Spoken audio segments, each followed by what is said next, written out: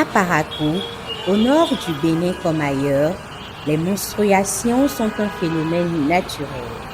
Mais pour beaucoup de filles et de femmes, elles restent entourées de silence, de gêne, parfois de honte. Ce mini-documentaire part à la rencontre de celles qui vivent cette réalité chaque mois dans l'ombre.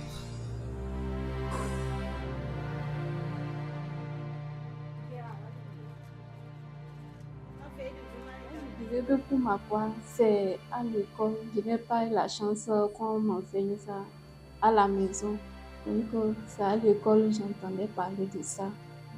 Un peu que c'était ainsi, que c'est à un âge donné que ça arrive à la fin des mois.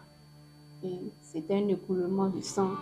Donc, c'était à l'école que j'ai eu un peu de renseignements. Je n'étais pas du tout informée sur ce que ça pouvait engendrer, ni ce qui pouvait venir quand on a ça, tout cela. Donc, pas trop d'informations avant que ça ne commence. Mais la première fois, je suis arrivée à l'école. J'avais honte. Parce que tout le monde était là. Et c'était encore dans la salle après la récréation. Donc, je voulais aller aux toilettes. On me dit, hé, assieds-toi, assieds-toi, assieds-toi. Je dis, ah, c'est quoi, assieds-toi? Je tombe derrière, taché. Je dis, hé, Seigneur, c'est quoi ça là encore? Donc, c'est un peu ça. C'est vrai, j'ai eu honte ce jour-là et tout. Je n'ai même pas pu suivre le cours. J'étais là, la tête baissée. Parce que je me demandais, garçon, tout le monde a vu. Tout ça là, ils m'ont dit que la fille là ne sait pas prendre soin d'elle et tout. Mais bon, en tout cas, j'ai essayé de me réconforter. Les gens m'ont dit non, on ne veut pas s'inquiéter et tout. Et c'est là.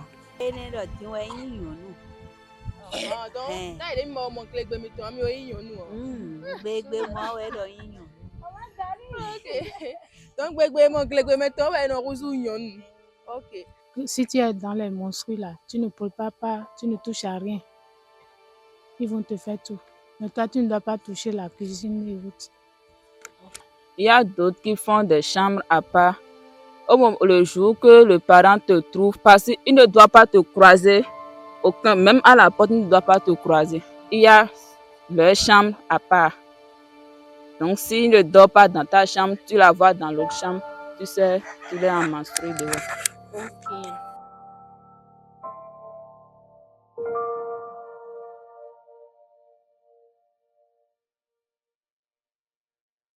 Il y avait une amie là. Elle était en classe, mais et ça commence pas. Lorsque ça commence, elle ne savait pas.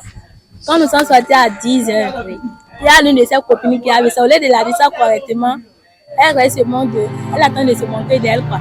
Commence pas à appeler ses amis de venir voir. Quelqu'un de celle-ci est taché. Comme si tu es une bonne amie là, tu dois lui prêter une pain pour qu'elle va tâcher. Elle ira à la maison pour s'échanger. Mais elle commence pas à se montrer d'elle, c'est pas bon.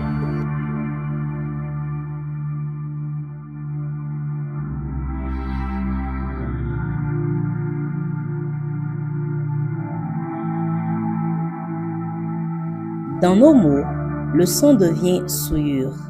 Dans nos regards, la fille devient honte. Et pourtant, ce sang, c'est juste les menstrues et c'est biologique. C'est tout sauf des déchets, tout sauf impur. Dans un contexte de précarité menstruelle accrue, dans les marchés, dans les écoles, dans les foyers, chaque femme invente ses propres moyens de vivre ses menstrues. Vous êtes en menstrues et vous devez venir à l'atelier. Est-ce que c'est facile? C'est pas facile. Surtout que moi, je suis grosse là, ça me dérange beaucoup. Moi, si je suis dedans, je double les slips. Et c'est des fois, ça m'empêche.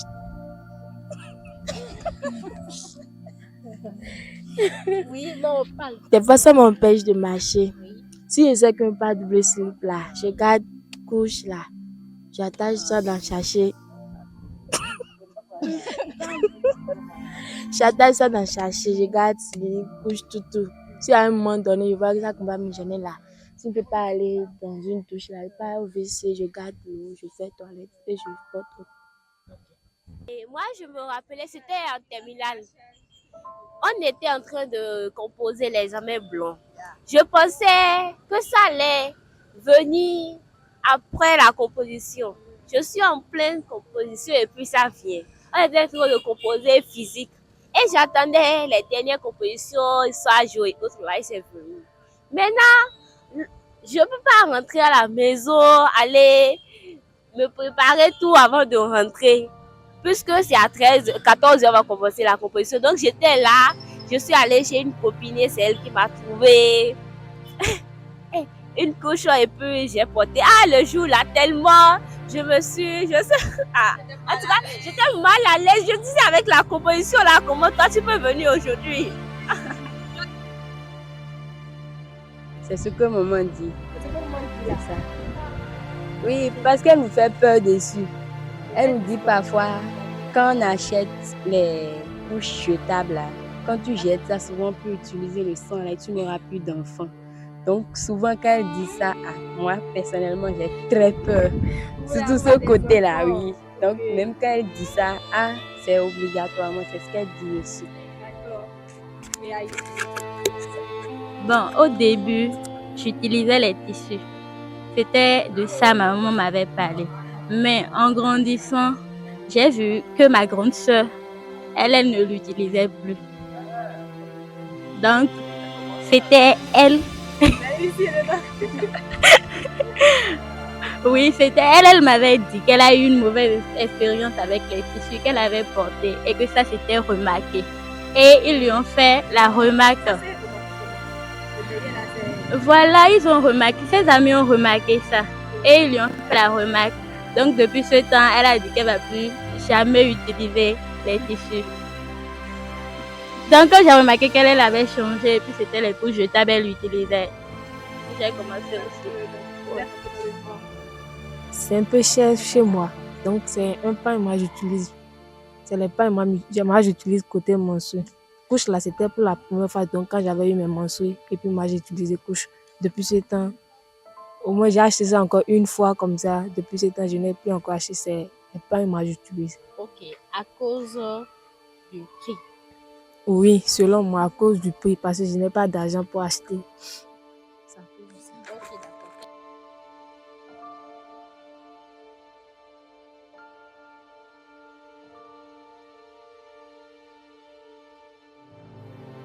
Le narratif est tout sauf bienveillant.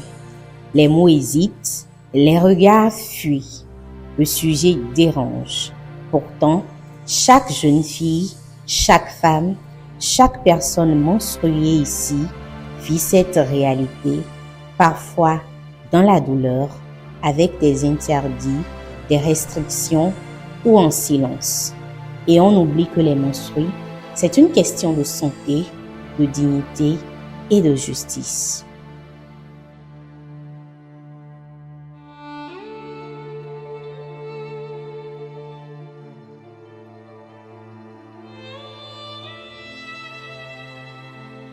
Maintenant, selon vous, quel rôle peuvent jouer les autorités, les ONG ou la communauté par rapport à ça?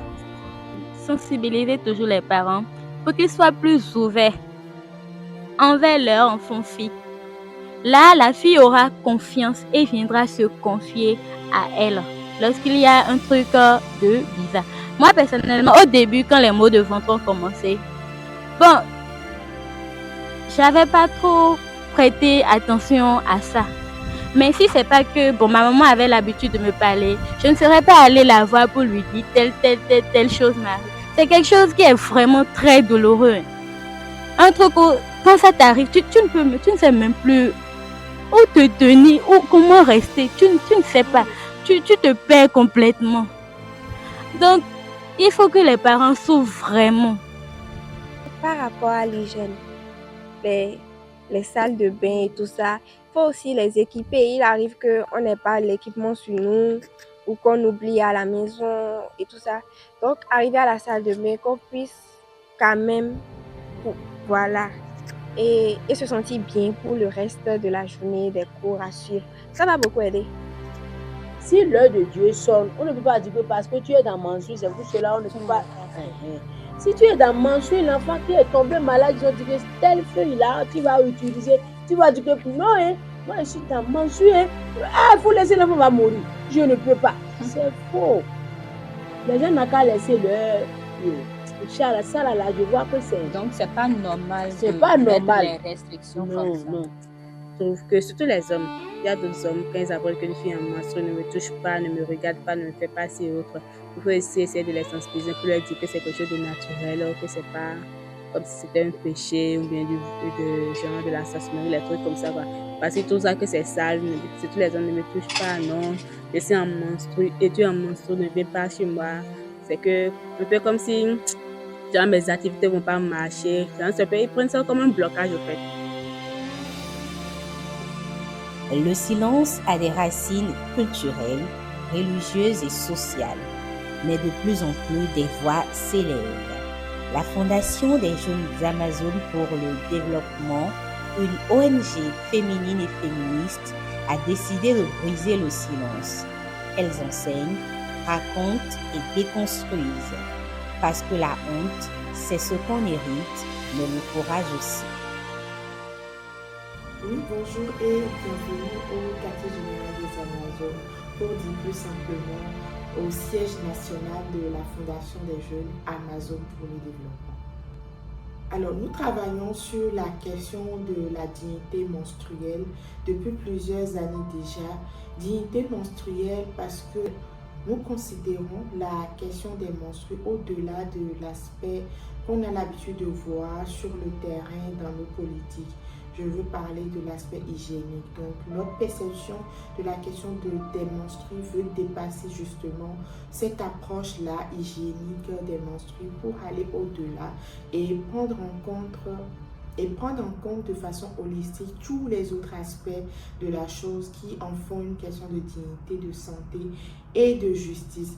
La dignité menstruelle, justement, c'est de prendre en compte la question des menstrues comme une question transversale, comme une question qui va au-delà de l'approche intimiste, de l'approche tabou, qui permet de prendre en compte la question de santé, y compris les troubles menstruels, qui permet de prendre en compte aussi, quand on parle des menstrues, l'enjeu des infrastructures adaptées, c'est-à-dire au-delà de construire des toilettes, c'est de faire en sorte que lorsque je vais dans une toilette, même si c'est une toilette publique, dans une école, dans un centre de santé, dans un hôpital, que je puisse avoir des produits menstruels. Et justement, les produits menstruels, leur disponibilité, ça fait partie des enjeux de la dignité menstruelle. Au-delà de tous ces aspects-là, il y a la question de l'éducation menstruelle, il y a la question de l'environnement menstruel, un environnement qui ne considère pas les menstrues comme une question de saleté, mais qui offre aux personnes menstruées le cadre, l'environnement et le soin adapté pour passer cette période-là.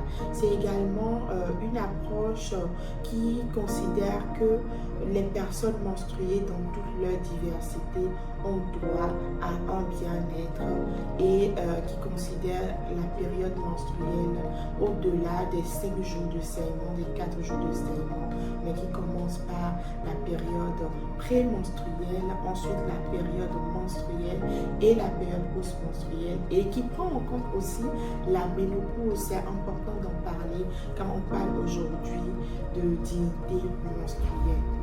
Alors nous, notre travail, c'est justement de changer le narratif sur les menstrues.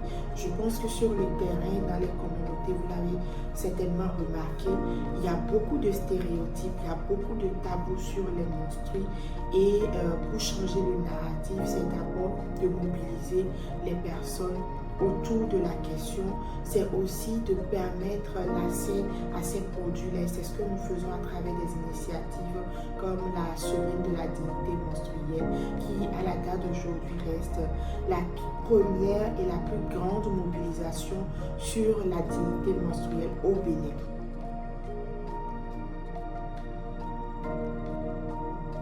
Aujourd'hui, la cloche d'alerte doit sonner pour dire stop aux stigmates qui entourent les menstruations. Elles ne sont pas une honte à cacher, mais une force à comprendre et à partager. Je suis menstrué plus et je suis plus un cycle de vie. Je suis menstrué, un cycle de vie, yeah. Eno do nyanyi diho.